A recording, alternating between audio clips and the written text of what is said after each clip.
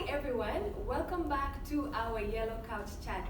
We meet here every Friday 3 p.m. to talk about different aspects of life, personal, and even in the workplace. And today, in a very special way, I am joined by a very special guest, as you can all see. He might not even need an introduction, but I'm going to let him introduce himself in much more details. He goes by the name John Ulanga, and he's the country director from TradeMark East Africa. And of course, you'll be joined by, I'll be hosting you. My name is Nancy Bugoro, Senior Coordinator Engagement here at Empower Limited.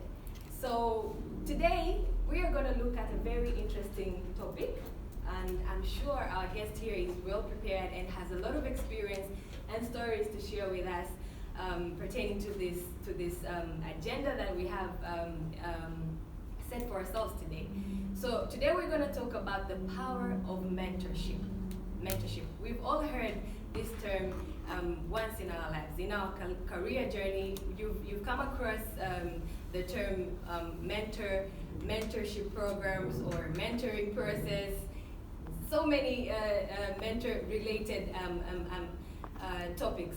So today, Mr. John will be here giving us in details, explaining to us who is a mentor, what is mentorship, and what is this power that we're talking about in mentorship? Is there a hidden power? Is there something special? Should one have a mentor?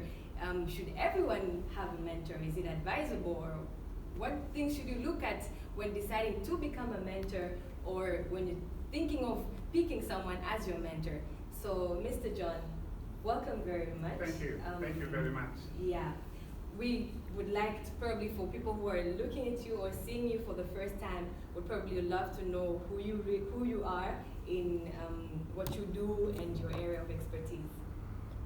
Well, so simply, as I said, mentoring people, but I also sit in some of corporate boards. I currently, for example, I'm chairing the board of KCB Bank in Tanzania. I'm also chairing the board of Serengeti Breweries in Tanzania. I'm also chairing the council, University Council for Hubert Kairuki Memorial University. I also sit in the board of Mwananchi Communications here in Tanzania, the producers of Mwananchi, or the publishers of Mwananchi and the Citizen newspaper. I also sit in the board of East African Breweries, where I chair the board of political and risk committee. I also chair the board of secondary school, Tanzania Secondary School, and a few others. I will spend a bit more time if I have to mention. So I do quite a few other things. That's true. That is awesome. I see you've worked in so many different places. I'm sure you've met so many people in your journey, and you've mentioned that you are also a mentor to some people. At what point did you realize that you are a mentor, or you possess the qualities of a mentor? How did you decide that, okay, you know what, let me mentor someone, or people can come to me and ask for it? Maybe first let me talk about the concept of a mentor. In its simplest definition, a mentor is an experienced and trusted advisor. Simply put. So it's a combination of trust, experience, and of course, when you talk about experience, it's longevity of practice, but also it's expertise or exposure that has been gained during that period. And also, let me also use this opportunity to try to differentiate, much as it's sometimes difficult, between a mentor, a coach, and a role model. Okay. You see, because sometimes we confuse the two things. The simplest to differentiate is a role model. A role model is somebody you adore and aspire to be like, but you might not even have any contact with them, any relationship. You see them from afar, you like what they do, or you like who they are, they become your role model. Now, a mentor, as I've said, is an advisor with experience, expertise, and one that you can trust. But a mentor advises you both on professional development and on personal development. So it might not even have direct relationship with to what you're doing on your day-to-day job. A mentor can mentor you on how to progress in life on a wide scale of things. But a coach, just like, for example, a football coach, Yes. focuses on improving performance of the team or of the individual. So a coach identifies, a coach is a lot more specific in terms of, we say for a coach is performance driven to improve your performance, while for a mentor is development driven, trying to develop you in your totality. Yes. Now, but just maybe briefly, and you might reiterate some of your questions, but it comes a time people look up to you, they relate to you, and then they come to you and say, can you be my mentor? You see, that's when you realize, okay, I've accumulated enough experience and trust for me to create this relationship. So that there came a time when I started getting these requests of, can you be my mentor? And then you start structuring sessions. And did you get these requests from your peers within the organization that you were working in, or from people that are, from different other, or from a different organization? It started from people from within. And because if you're not appreciated by the people from within, and if they see you're not good enough to be a mentor, it's difficult for people from without to do it. So it started from people from within. And then as my experience and exposure increased, then you start getting a lot more requests from people from other places. Interesting. What are the qualities of a mentor? I mean, so if I'm here, I haven't gotten any requests from anyone for me to become their mentor, but probably with those qualities, I'll be able to evaluate myself and say, maybe I do possess some qualities or attributes of becoming a mentor. Okay, so I'll try. I'm not sure if I can list all of the qualities, but from the definition, first you have to have the experience. Now, experience in its simplest definition is longevity. You'll have to have done your professional practice for long, but that is relative, because for me, I usually challenge people, if you're not careful, 20 years experience could be equal to 1 year's experience repeated 20 times, you see. But if you have an experience of say 10, 25 or 15 years, and during that period, you have accumulated enough knowledge, enough expertise, enough exposure. So one is experience, but in doing that, you'll have to acquire ability to have acquired three things. Hindsight, because when you look back from your experience, you should be able to learn lessons from your experience. So hindsight, insights from your current situation, being able to draw insights and use them to advise somebody. And from the combination of these two, hindsight and insight, you should also have the ability to do foresight. The ability, when you're advising somebody based on your past experience, based on your knowledge of the current environment, but also based on your prediction of what you think could happen, therefore what could be the best course of action for the person that you're advising to take. So that ability, hindsight, insight and foresight. But the last, probably, there are many, ability to listen. It's very difficult to sit back and listen. So if you want to be an advisor, it's easy to be an advisor who does something very simple. You sit with your colleague or whoever you're advising, and you immediately start bam, bam, bam, bam, bam, because you don't have the experience, then you're not a mentor.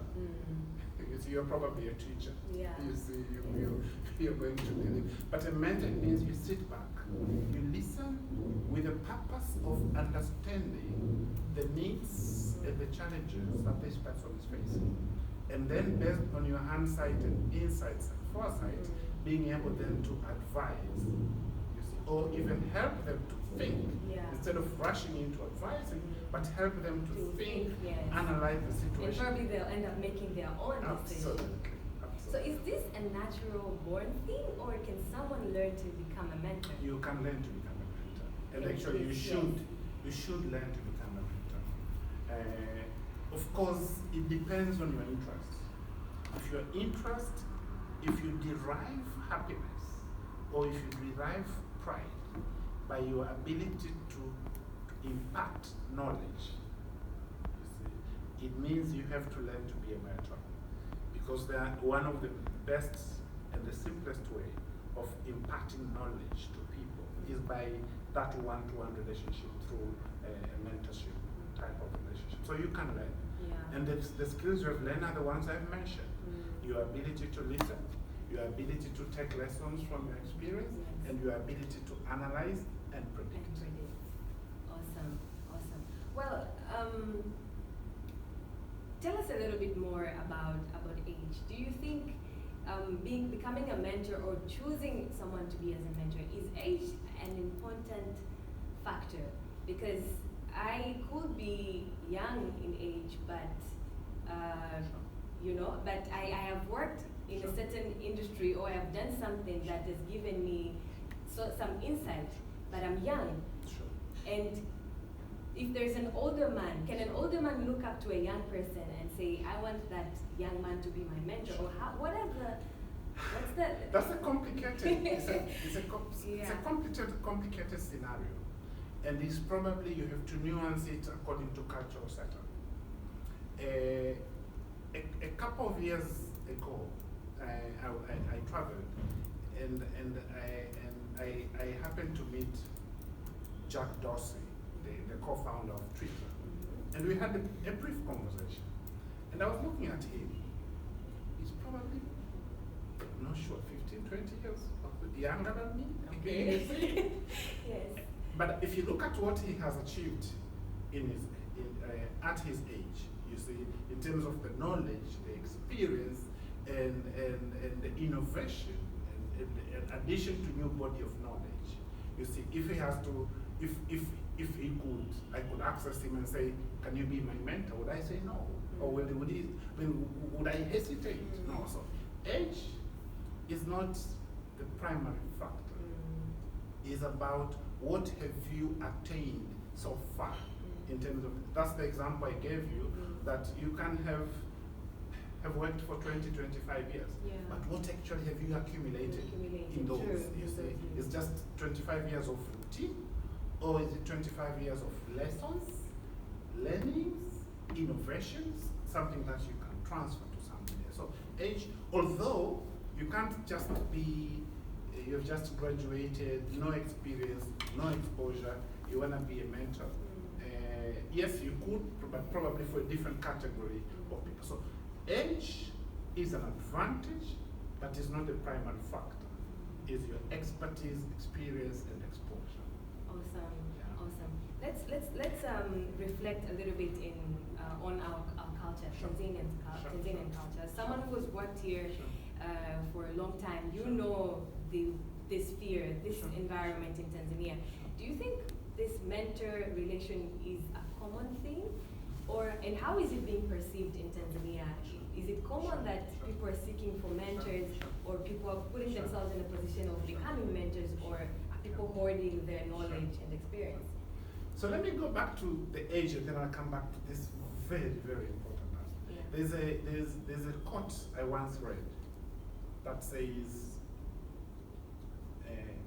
it's not always that age comes with wisdom.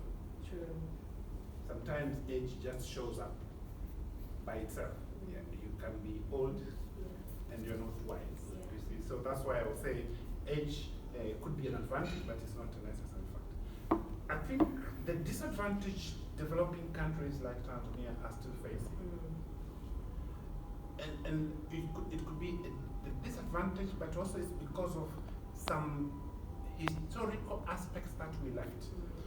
You know, mentorship could sometimes be equated to apprenticeship, where you have somebody who has expertise on something, and then once they have acquired that expertise for long, they want to transmit their knowledge to younger generation, then they can be sitting with those people who are helping. You see, that culture has faded away, you see, because of the introduction of the formal education system, etc., etc.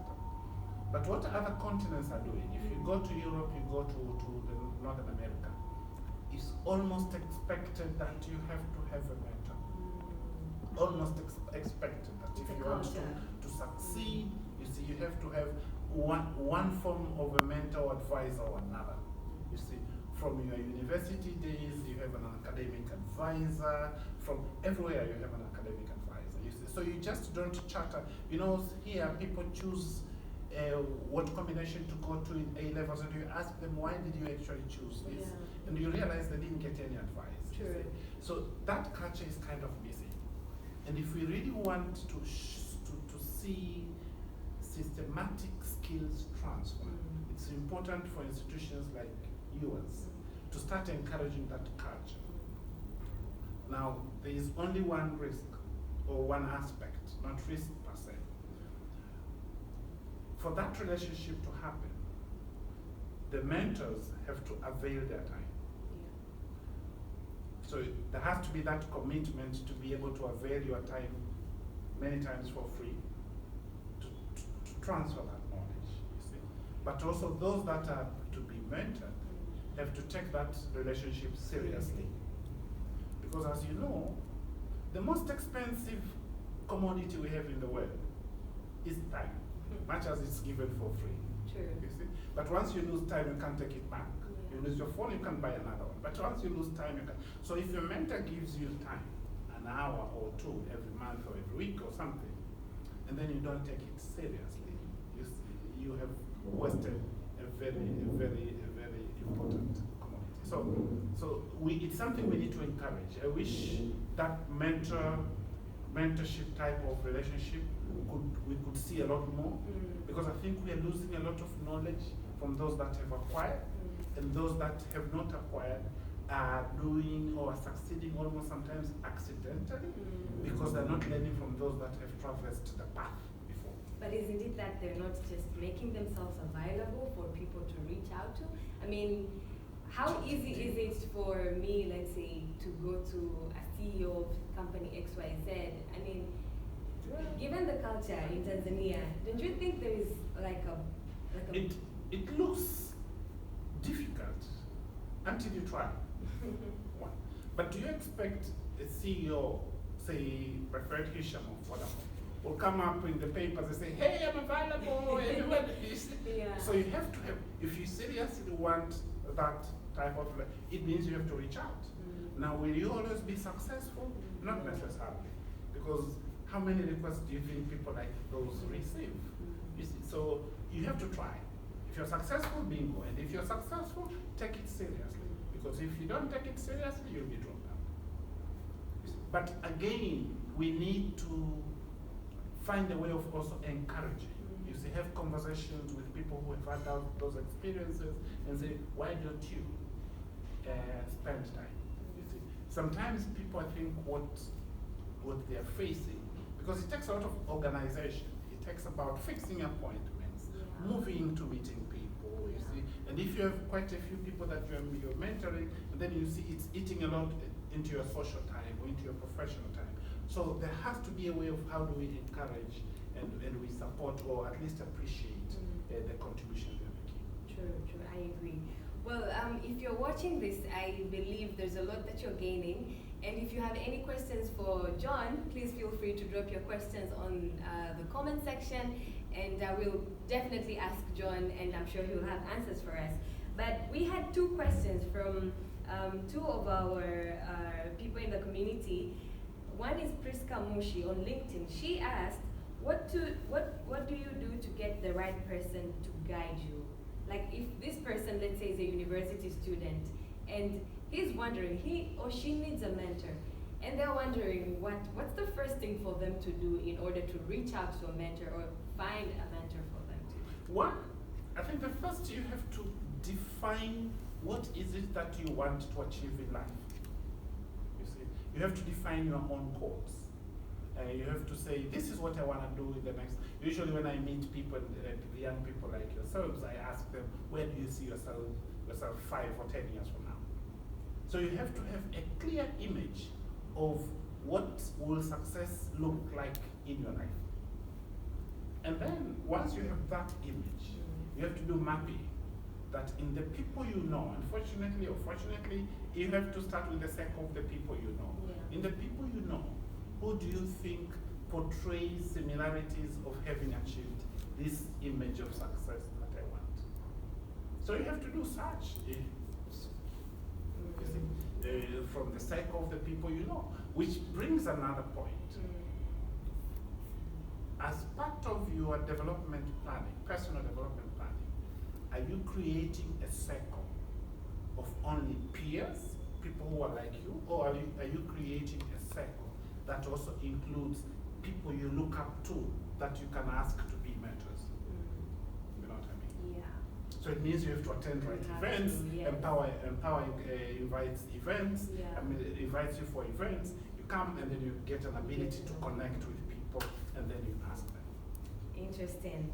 Well, another question was from Furaha. So thanks, by the way, Priska. That is Yes. an excellent question. For sure. Absolutely. For sure, yes. Excellent question. And Furaha is asking, what should I consider when finding a mentor? I think you answered this, I've said that. but yeah, I think it's very tricky. One thing I should emphasize, and both Priska and Furaha ladies, when you look for a mentor, look for somebody who will keep the relationship purely professional. Otherwise, it's going to be a disaster. I see. I won't try to say anything yes, more about yes, that. yes, yes, yes. I mean, yeah, because it's not a common thing in Tanzania. It's not a common thing. So maybe at some point it might. So how do you keep Yeah. that line? Yeah. You have to. Why do you have to create a relationship that makes everyone at ease, but at the same time respects the boundaries. That is professional relationship. You see, and you have to identify people who respect themselves so much to maintain that relationship. You see, both of you have to be sober. Let's go back to another question. Does everyone need a mentor? Or is it okay for you to just, get by in life, succeed without having a mentor? Does everyone need a mentor? Who needs a mentor? Does everyone need a mentor? No. No. Is it advisable to have a mentor? Yes. Depends on the trade you are in, the profession you are in, you see. And especially depend on what are your future plans. If you're planning for success, you can either succeed accidentally through trial and error, or you can succeed through using levers. A mentor is like a lever, or it's like a ladder that helps you to climb a bit faster. Not that it makes your life easy, but at least you engage somebody who has tried before. So can tell you, oh, if this is where you want to go, probably you might not wish to use this route because it will lead you to nowhere, you see. So you can succeed accidentally. There are people who have succeeded accidentally, purely accidentally, but probably 2 out of 10. But if you really want to attain success, and you have clear image of what success looks like, it will make your life a lot easier if you have a mentor. That's a very good one. Okay, we have a question, right? Okay, so we have a few questions from the audience. Yes. Maybe this one starts with, it was just a comment from Edith Muyombela. She said that commitment is actually key, which I totally agree with her. And then she also went ahead to ask a question and says, how many mentees do you currently have, John? And and how do you manage to make time to mentor others? Good question. Can I do a count? A handful, maybe I could say a handful, a few. Some are more demanding than others. Some are more structured than others. How do I make time? Yes, how do you make time as and manage Edith them? has said, I also make commitment because I derive satisfaction when I contribute to somebody's success.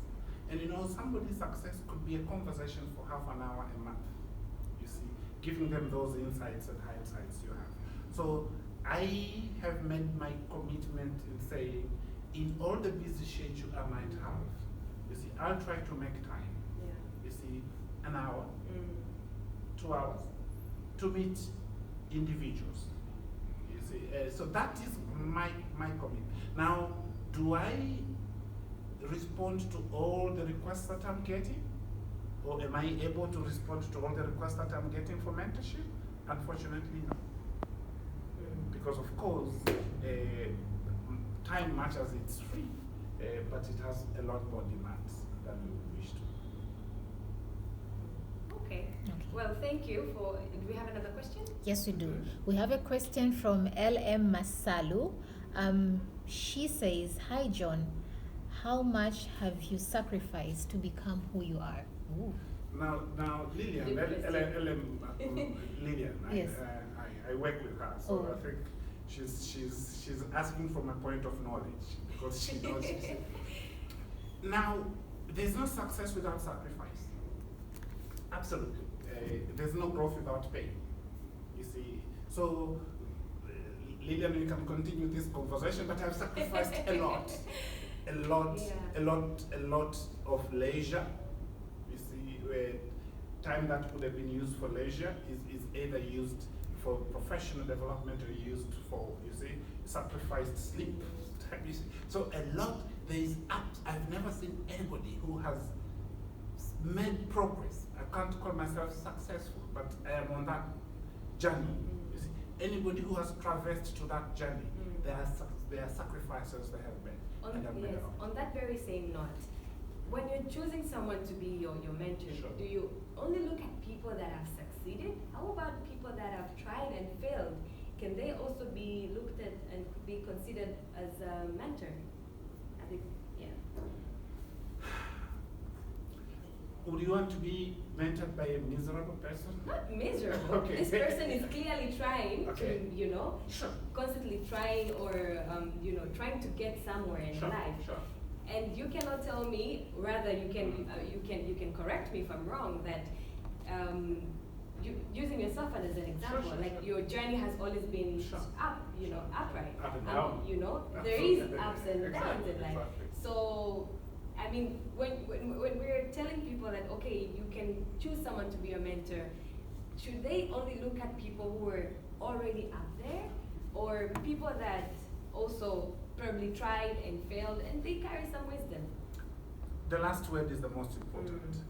You see, you might have failed, but it's not because due to lack of wisdom. It's because probably the environment and circumstances were not right. So while you make a decision to ask somebody to become your mentor, ask yourself, the experience they have gained, has it given them the wisdom I need? Because I told you, sometimes age just shows up itself without the wisdom. Totally. Sawa? Yes. We still have a few more questions. Okay, this is specifically from Miranda. Hi, John. Who are your mentors and how have they helped you achieve all you have achieved?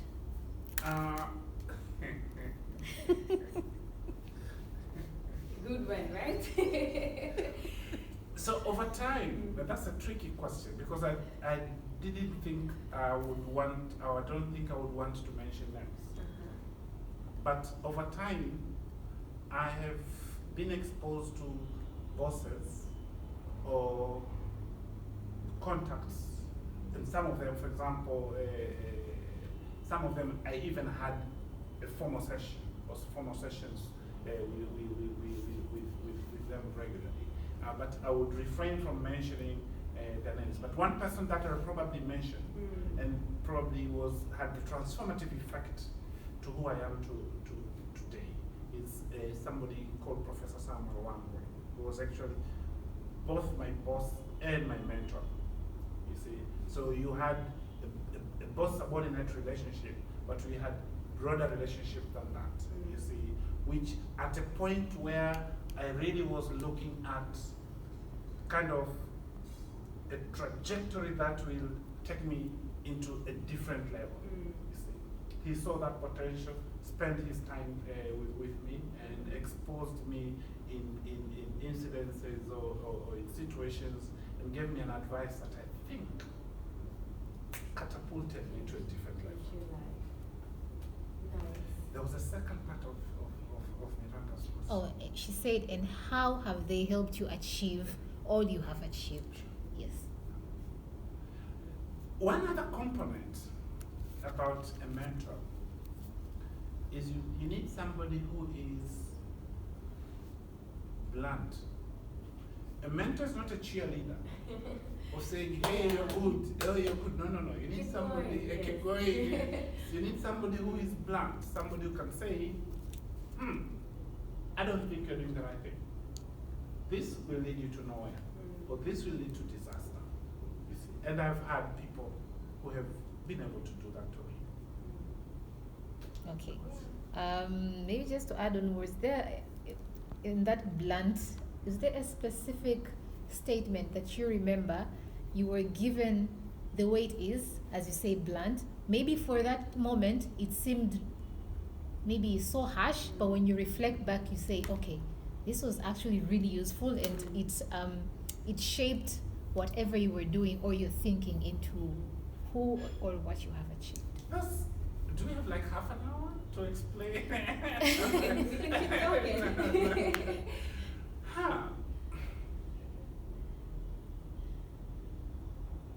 Now, mine was different because it was not in a situation I am describing the bluntness in that aspect. But I want to speak in parables here. So I was once given a senior position at a young age. Below 30, undergraduate, and I'm supposed to be supervising people who are at least 10 years older than me, PhDs, etc. So one of them called me, said, I know you don't have the capacity to do this job, and I know you're going to fail. So somebody's probably, his wife, it was a she, wise, has insights, and probably now she's giving me her foresight, but this is going to be a disaster for you. So be careful. And she was very blunt. My reaction to that situation was a very broad smile and say, thank you very much. I like this honest feedback. But the role I've been given, much as yes, I will be working with you, supervising you, but it's not to boss you around, but to facilitate your work. Please, in the course of doing my work, if you think I am crossing the line, I'm starting to boss you around, please give me this feedback. And she did not expect that, because she was expecting hostility. She was expecting negative reaction. So she got a very wise, calm response. And we turned out to be very good friends. And she turned out to be a very good advisor.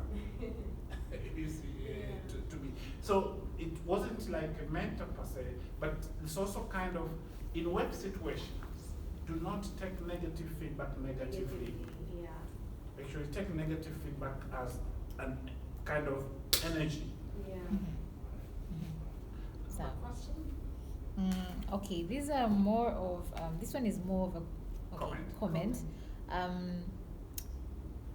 I think it has been answered in your conversation, but Brown the Princely said, how do you manage your personality in workplaces?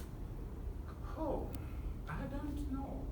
You know, it's difficult for somebody to talk about their own personality. My colleague Lydia is watching. Probably if you ask her, she She'll might have say a lot to say a about lot more you. to say about me. You see, one thing or one journey that I'm traveling is a journey of learning emotional intelligence.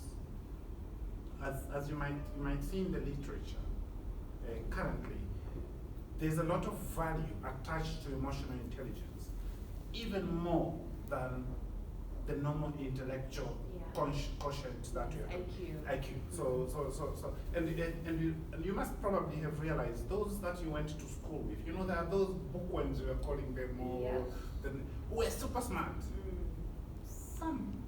Many of them will just fade away as you go up, and you wonder why. Because they had the academic excellence, but not the emotional. You know, success is a combination of using your intellectual prowess But more important, your emotional intelligence. How do you manage your own emotions when you engage with people, and how do you manage the emotions of the people around you, such that your reaction to their emotions will not impact negatively the workplace. That's a different topic altogether. That's probably we'll have to bring him back in another emotional intelligence session. For sure. But okay, are there any more questions there? Last one. Yes. This is from Rosie the Flower. She says, does one need to be very far in their career to become a mentor? Yeah. I think Like, goes back to the question. Yeah, it depends. As I said, being far or near is relative. All what they need in their career is to have accumulated enough knowledge, experience, and exposure. Yeah. They'll have to have developed themselves their ability to listen, ability to manage their emotions, and ability to provide trusted advice. Okay. That's it from the comment section. Yeah. Thank you very much to everyone that has sent a question, commented. Keep them coming. I think if even when this program is over, we'll email those questions to Mr. John and he will share his response. So what are the misconceptions around mentors? I'm sure there are, like, Sure. you know, so what are the things that people mistake mentors for, or any negative ideas, or just generally tell us about the misconceptions about mentors? I think the first misconception is what we've talked about, that you have to be old to be a mentor. No, it's not necessary. That is one. The second misconception, a mentor is not a teacher. You're not going to a mentor for training. You're going to a mentor for advice. And if you are going to a mentor for advice, it means if I am to engage somebody as a mentor, I have to know what I want. So you just don't go there with a clean slate and say, here I am, I want you to mentor me. Okay, Feed what me. exactly? Just feed me. Yes. No. You see, so a mentor is not a teacher. A mentor is an advice, and therefore you have to know what you want to be advised about. I think that's the second misconception that I can say. Number three, I could say there is no direct relationship between mentorship and professional similarity. It means I can mentor a doctor, much as I'm not a medical doctor, because I'm not advising or training him how best to treat patients, but I am advising how best to develop in his career.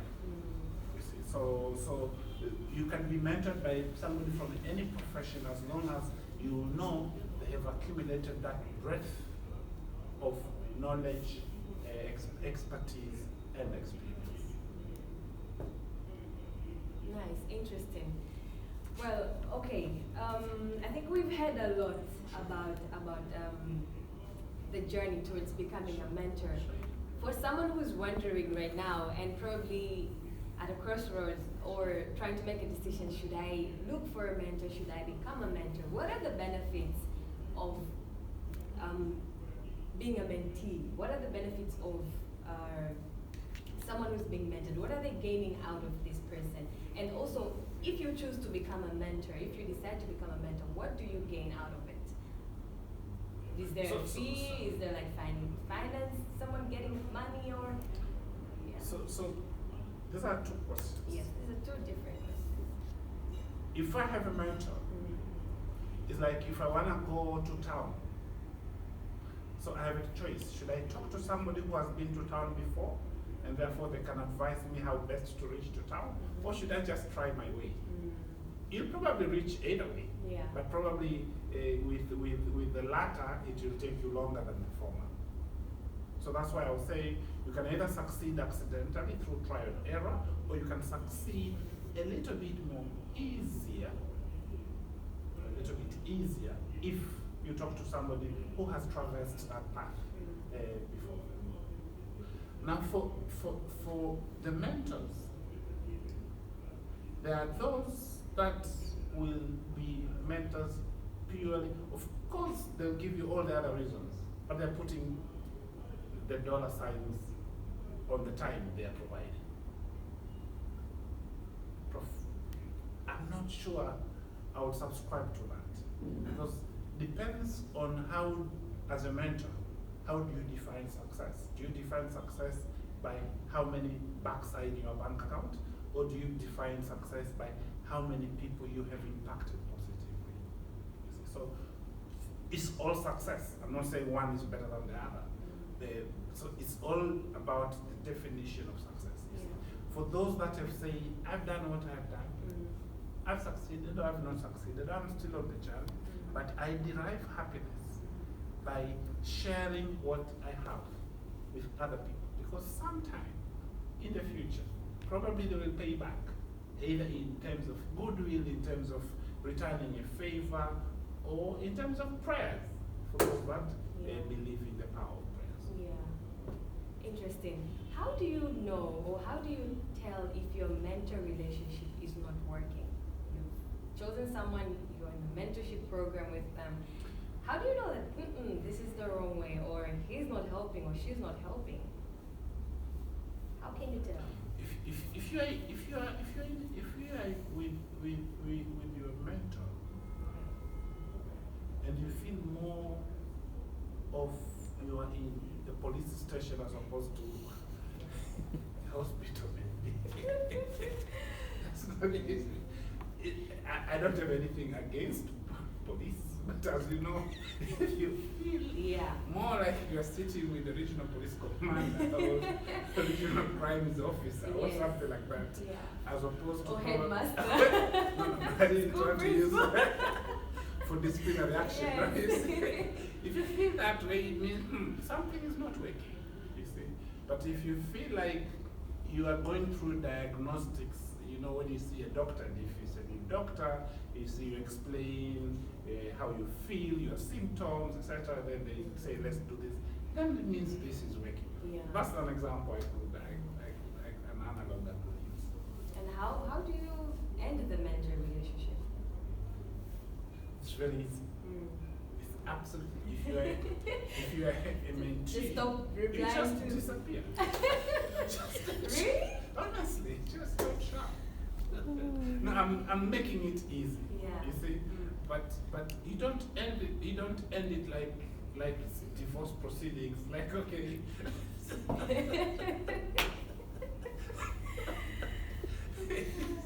But you could say, thank you very much, I think so far, and I'll give you. This is the wisdom you can use. I think I've gained a lot from you.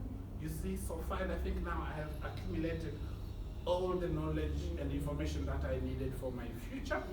And you leave your mentor happy because you don't know where else you're going to meet them. But deep inside your heart, you know that was not working.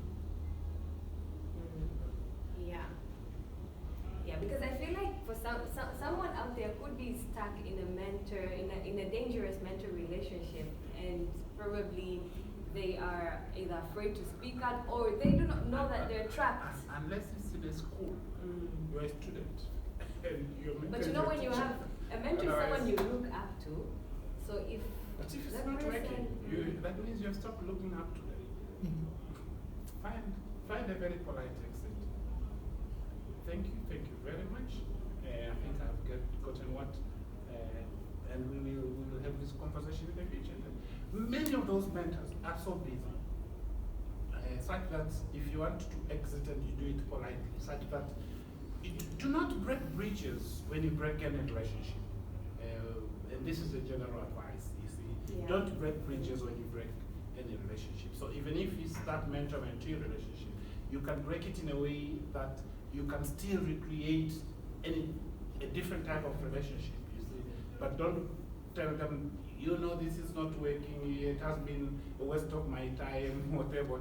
And the next time you're going for a job interview, it's your mentor chairing the interview panel, or your expert. All right, I think we've heard so much from you, John, and we are very, very grateful to have you and you sharing with us this knowledge. Let's now have some parting words of wisdom for someone who is wondering whether they should look for a mentor or not. give us now the essence, the core of this power of mentorship, how it can change someone's life, just as a parting note to our viewers. And maybe from this session, someone might actually make a decision and say, why am I struggling when I can get a mentor who will help me in this journey? I think first, as I've said, and I think from a question that you asked, is it necessary for everyone to have a mentor? I would still say no. It is good, but not necessary, number one. But number two, if you're ambitious enough, you will see tomorrow as your future, not just another day. You know, there are people who take tomorrow as another day, and people who take tomorrow as their future, which means it's better than today. Yeah. If tomorrow is a future for you, you want, and you have done that imagination of how you want your future to be, you see, it's important to engage people who can help you, who can build bridges to you for you to be able to reach that future. You see, and people are there, but it needs commitment to follow through, because being mentored, you have to be disciplined to go through. So there has to be absolute clarity of saying, this is what I want to achieve. Identify a person, you see, and it's not necessary you're stuck with them for a year or two. You could say, I will engage this mentor for the next 6 months, because this is what I want to gain with them, you see, or from them. And then after that, I can be on my own. I will have developed my own wings, and I can fly solo. But again, I'll say, it's absolutely good, but not necessary. Not necessary. I'm not sure it's the most encouraging thing to say, but it is the reality. It is the reality. So thank you very much, guys, for joining us in this chat. I believe you've learned so much. You've heard some new things, heard his personal stories. So if you're looking for a mentor, you could probably start with him. His inbox is full. But yeah, to not be afraid to look for someone you want to learn from. You know, most people, we follow them on social media. You could even go to LinkedIn and start prospecting for, you know, possible mentors. So that way you have a starting place, and luckily LinkedIn allows you to even send a message. So you are not alone. You don't have to struggle by yourself. So thank you once again. Until next Friday. It was great having you, and yeah, bye-bye. Santi, thanks a lot. It has been a pleasure.